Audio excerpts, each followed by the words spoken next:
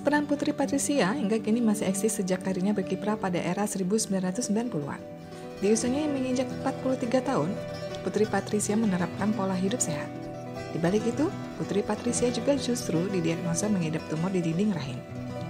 Putri pun harus menjalani operasi pengangkatan tumor yang telah dilakukannya beberapa waktu lalu. Putri Patricia mengaku heran saat dia didiagnosa mengidap tumor dinding rahim, sebab ia tak merasakan sakit apapun. Putri juga heran tiba-tiba didiagnosa mengidap tumor pada selama ini ia selalu menerapkan pola hidup sehat. Dia juga belum punya keturunan. Putri menduga penyakit itu hadir karena stres yang dialaminya.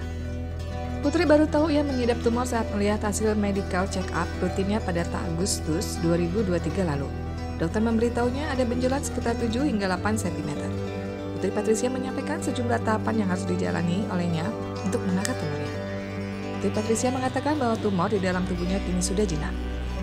Namun, ia masih tetap harus memeriksakan tubuhnya tiap 3 bulan sekali karena ada kemungkinan tumor yang masih tersisa.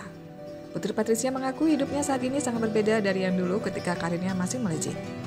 Putri mengaku hidupnya kini mengandalkan dari tabungan uang dihasilkannya dari syuting. Sangat berbeda dengan dulu. Putri mengaku ia kini sepi tawaran untuk syuting. Untungnya, ia masih punya tabungan di masa-masa suksesnya untuk digunakan saat ini, termasuk membiayai perawatan sakit yang diidapnya. Tumor rahim adalah benjolan yang muncul karena sel tumbuh secara berlebihan pada dinding otot rahim atau endometrium, yaitu lapisan terdalam di rongga rahim. Tumor rahim dapat bersifat jinak atau ganas, atau biasa disebut dengan kanker. Tumor rahim ganas atau kanker rahim memiliki sel yang tumbuh dengan cepat dan dapat merusak sel lain di dekatnya. Sel kanker ini juga dapat menyebar ke bagian tubuh lain yang jauh dan membentuk tumor baru. Sebaliknya, sel pada tumor rahim jinak tumbuh lebih lambat, tidak menyerang sel lain sekitarnya, dan tidak menyebar ke bagian tubuh yang lain. Meski begitu, tumor rahim jinak ini juga dapat menimbulkan gangguan, seperti pendarahan atau nyeri yang tidak tertahankan. Tumor rahim disebabkan oleh pertumbuhan sel yang tidak terkendali di rahim. Belum diketahui secara pasti mengapa hal tersebut terjadi, namun kebanyakan tumor rahim dipengaruhi oleh kadar hormon estrogen yang berlebih dalam tubuh.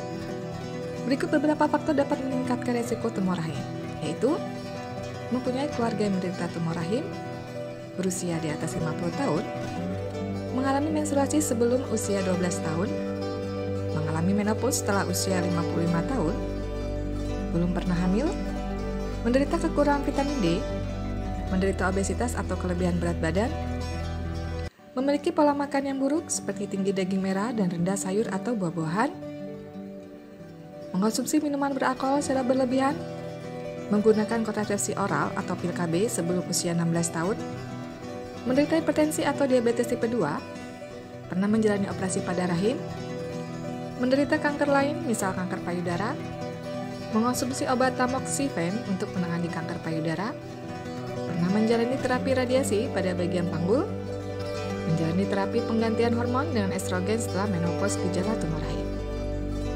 Beberapa gejala umum yang biasa dialami oleh penderita tumor rahim jinak antara lain pendarahan yang banyak atau menyakitkan saat menstruasi atau dysmenor, menstruasi yang lebih sering atau lebih lama atau menorrhagia, nyeri panggul atau nyeri punggung bawah, nyeri saat berhubungan seksual atau dyspareunia, perut terasa penuh, sering buang air kecil jika tumor menekan kantung kemih, sulit buang air kecil atau sembelit jika tumor besar.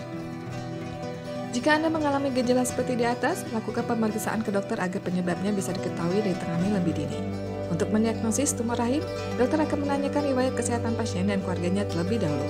Selanjutnya, dokter akan memeriksakan area perut bawah dan panggul, termasuk vagina dan leher rahim atau serviks. Pemeriksaan fisik ini akan menunjukkan apakah rahim membesar atau nyeri saat ditekan. Kita doakan semoga Putri Patricia cepat sembuh dan diangkat penyakitnya. Demikian info kali ini. Jika ada yang ingin disampaikan, bisa tulis di kolom komentar.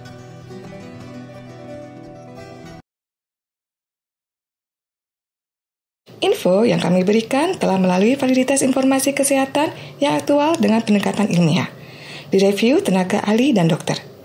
Jangan sampai Anda melewatkan info kesehatan yang krusial dan mungkin dapat menyelamatkan keluarga dan teman kita.